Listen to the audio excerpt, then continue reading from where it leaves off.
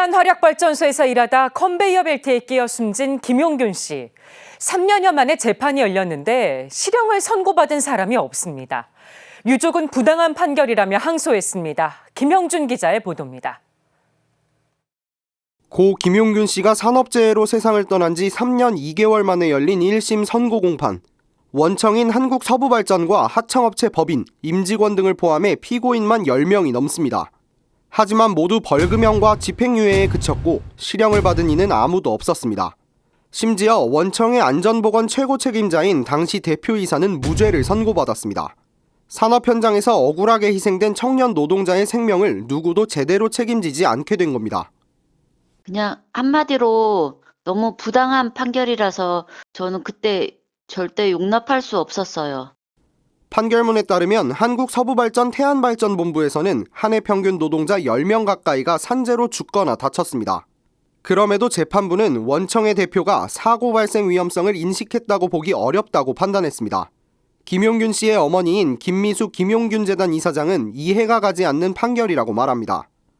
10년 동안 12명이나 사망자가 있었고 또 아들 사망 1년 전에 사모기에서 끼임 사고가 나서 사람이 죽었거든요. 그런 것도 제대로 안 하고 점검도 안 하고 그렇기 때문에 이 사고가 났는데 안전성에서 몰랐다는 것 자체가 이해가 안 되는 거죠. 법원의 1심 판결에 검찰과 피고인 측 모두 항소에 나섰습니다.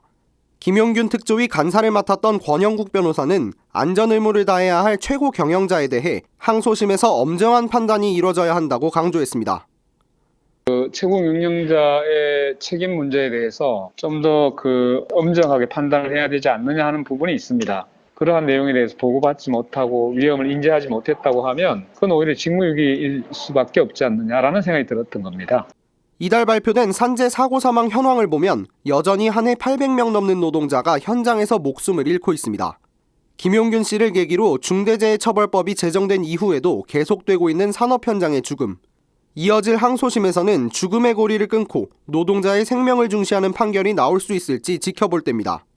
이 싸움이 저만의 싸움이 아니라고 생각합니다. 목숨조차 위태로운 용균이처럼 힘없는 국민들이 가장 중요한 생명 안전 권리를 보장받을 길이 이렇게 재판에서 제대로 된 판정을 받아야만 이 죽음을 막을 수 있다고 생각하기에 CPBC 김형준입니다.